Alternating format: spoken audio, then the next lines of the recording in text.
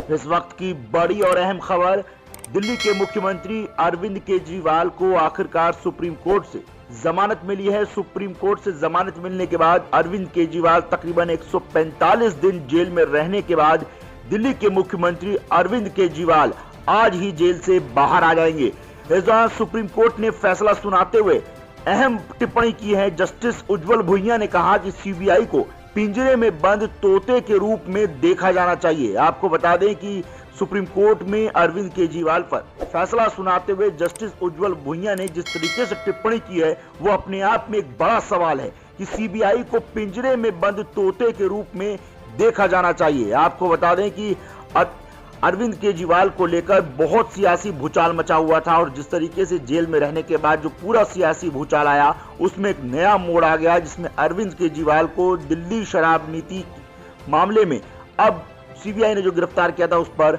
बड़ी जमानत मिली है, उस पर उन्हें बड़ी राहत मिली है। लेकिन इसके साथ साथ कुछ शर्तें भी लगाई गई है जो हम आपको बताते हैं।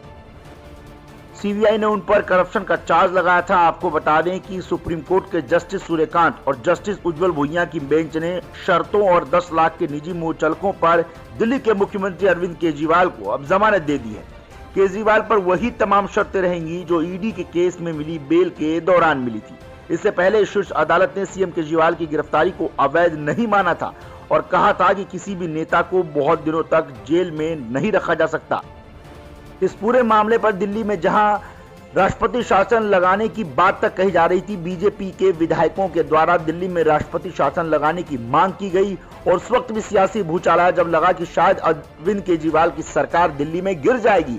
लेकिन अब आम आदमी पार्टी को एक बड़ी राहत मिली है क्योंकि दिल्ली के मुख्यमंत्री अरविंद केजरीवाल अब जेल से बाहर आने वाले हैं।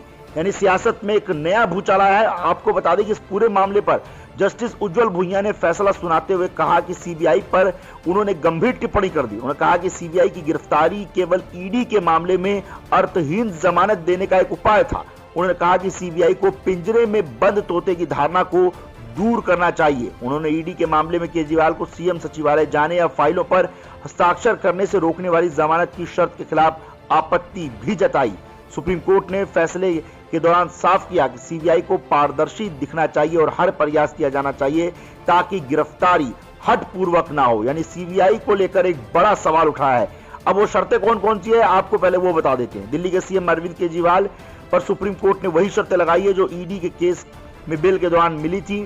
केस की मेरिट पर कोई बयानबाजी केजरीवाल नहीं करेंगे। दफ्तर जाने, सरकारी काम करने, केस पर टिप्पणी करने पर रोक है। ऐसे में सरकार के कामकाज में अब भी दिक्कत बनी रहेगी। साथ ही वह दिल्ली शराब नीति से जुड़े मामले में अपनी भूमिका के संबंध में कोई टिप्पणी नहीं करेंगे। वह किसी भी गवाह से बातचीत नहीं करेंगे, ना ही मामले से जुड़ी किसी भी आपराधिक फाइल तक अपनी पहुंच रखेंगे। अब ऐसे में सवाल उठता है कि क्या केजरीवाल चुनाव प्रचार कर पाएंगे।